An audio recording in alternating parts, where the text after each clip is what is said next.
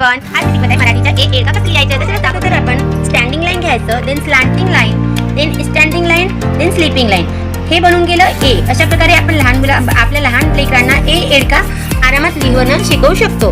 चला, तर सुरुवातीला स्टँडिंग लाईन बनवायचं, देन स्टँडिंग लाईन आणि स्लॅन्टिंग लाईन, पुन्हा स्टँडिंग लाईन आणि slanting line, then standing line, slanting line, then standing line आणि लास्टमध्ये A standing line, slanting line, साईडला आणखी स्टँडिंग लाईन आणि वरती एक स्लीपिंग लाईन बनवलं तर ए एडका तयार होतो.